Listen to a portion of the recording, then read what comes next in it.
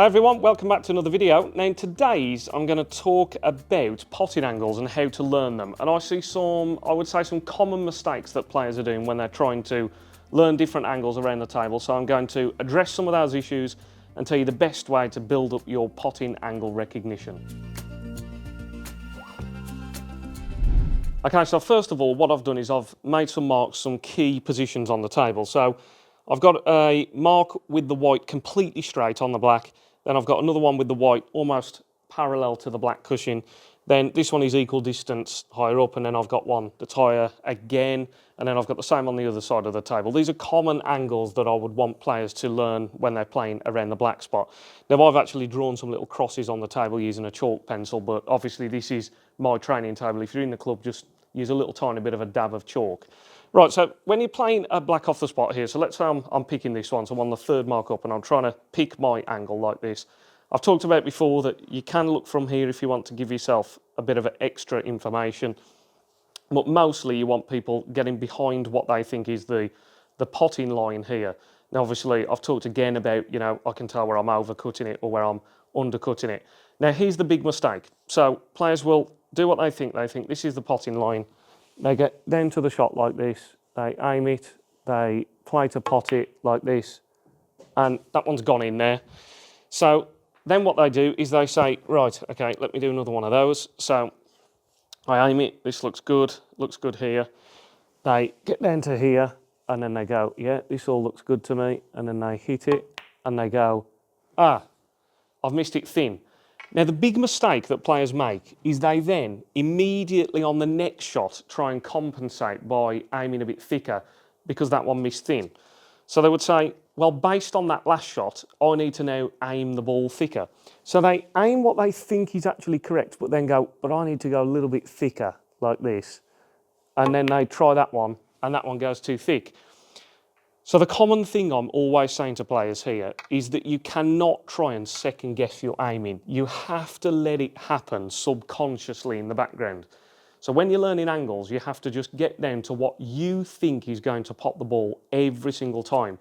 Even if it misses, the next shot, you've got to get down to what you think will pop the ball again.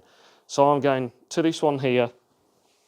This is what I think will pop the ball. I'm going to exaggerate, obviously, and I'm going to miss this. So yeah, it might go a bit thin like this.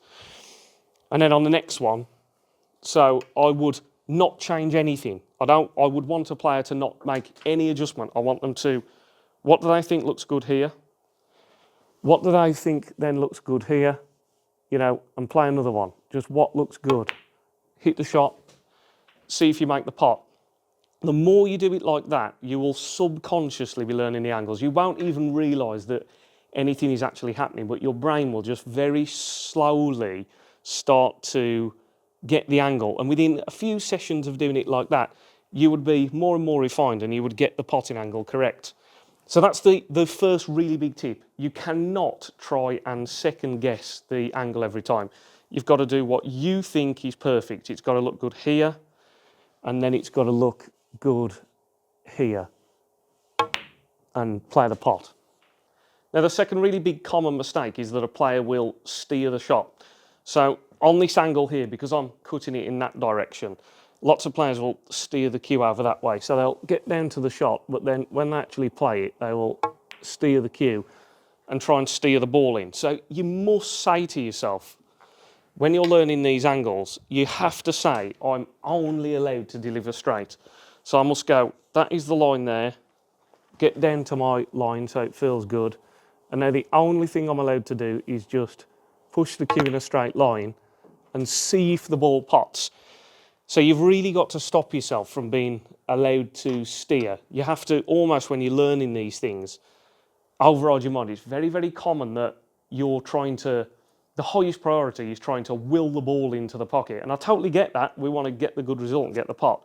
But you have to give yourself the discipline of saying, I'm not allowed to steer. The only thing I can do is deliver my cue forward to my chest so that I've got that nice repeatability and I'm not steering across the shot. So I've got to go down to what I think is good, check it here, make sure it feels good, keep still, push forward, and just don't do anything other than cue straight. It's a hard skill to get because you've got all the psychology there of trying to steer the cue ball in. You might even have the other added thing of you're trying to get the cue ball onto the next, the next ball that you're trying to play position for. So build that habit. When you're learning the angles, you're only allowed to deliver straight.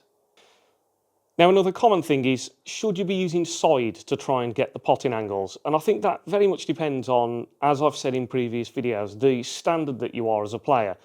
I mean, ultimately, this is going to come down to, as a snooker player, you need to be able to pot this ball playing ball, you need to be able to play it with right-hand side, you need to be able to play it with left-hand side.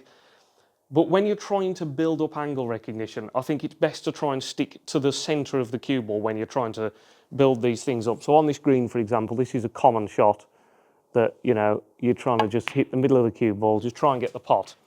Now, I think on this shot, I've seen comments on so I've got a coaching group on Facebook. So if you want to join that, you can have a look at Barton Snooker Coaching Group on Facebook. Lots of good tips on there, people having discussions about trying to improve their game, and I'll leave comments on there. And then you hear people that say, well, I've got a common problem of hitting this shot too thick, so should I play it with right-hand side, which in this case will be helping side. We hear a lot about this recently, that snooker players play with helping side, and that's absolutely the case. You'll see a lot of the professional players, I do it myself, I play with helping side. Is it a good idea for you to do it? So you spot that you're playing the shot a bit thick, and so you put a little bit of right-hand helping side on, and then you play it with your right-hand side, so the cue ball just come off that cushion a bit wider. Now, the problem is, I think that we're told that helping side doesn't really change the potting angle, and I don't think that's actually strictly true. I think what happens is, because as snooker players we play lots of shots with helping side, it feels naturally to us that it's not really changing the potting angle. So a very common shot here, let me just get something for context. Let's say I'm going to that red, and I'll just get the green out here for a bit of context. A very, very common shot here for a snooker player would be that I'm potting this green, and I want the white to come off the cushion and come down for this red. Now, it's nicer to use right-hand side on this shot, because if I play a bit of right-hand side, just a little touch, just slightly off-centre, if I play a bit of right-hand side, when the white hits this cushion, it's going to encourage it down towards this red. So it's actually useful in that instance there to play a bit of side. So you play that shot very commonly. Another common one would be, a red down the table and you're playing up for the blue. You would play it with a touch of side to help the white off the cushion and up the table. Now, the problem is, helping side, whether it's a little bit of side or whether it's more side, it is actually changing the potting angle. So I'm going to get down to play this shot. So you've just seen me pot these shots, and I've used right-hand side. Let me just do one more. So I'm using right-hand side. I'm aiming on the green, a little bit of right, play my shot, comes off the cushion with a little bit of helping side. Now, I'm going to do the same. I'm going to aim to pot it with a tiny little bit of right-hand helping side. I'm going to hit it much softer. So I'm going to play to pot it, a little bit of right-hand side, hit it much softer. Now, it's missed thin, and that is because the white, because of the right-hand side that I had on the shot, so if I kind of face the camera, and I might even show this on some graphics, when the white was going towards the red, the side initially pushes to the left very, very slightly, and then dependent on power, it will start to curve back out again as it goes towards the object ball. So even though I was playing helping side, there's a correct speed for that shot that's going to make it work. And like I say, the reason we intuitively think it doesn't really matter that much is because as snooker players, we play so much helping side.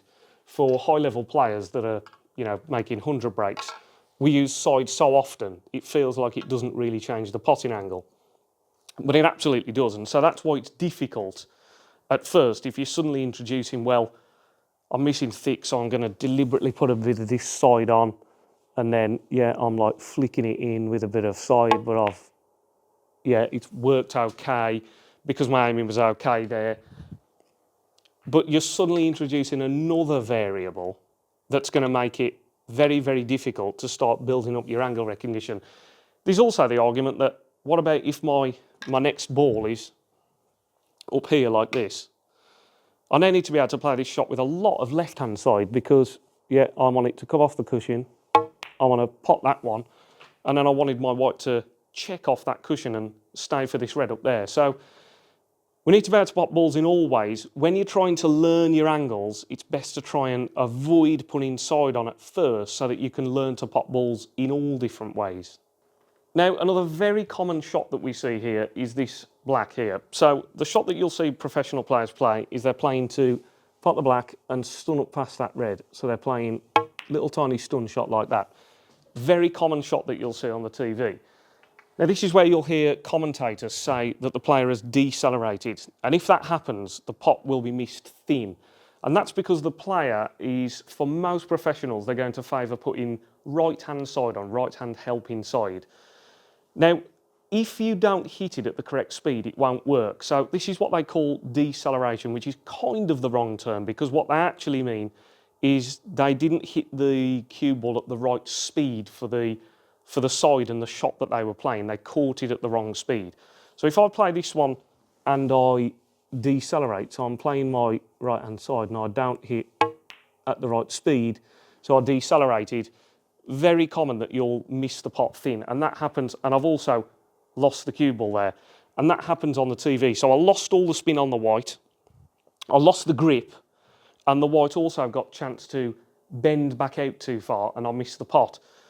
So if I'm only dropping this shot in with helping right side, sorry, I've got to change my potting angle very, very, very slightly. But so I've still now lost the cue ball to the side cushion. I didn't get the stun.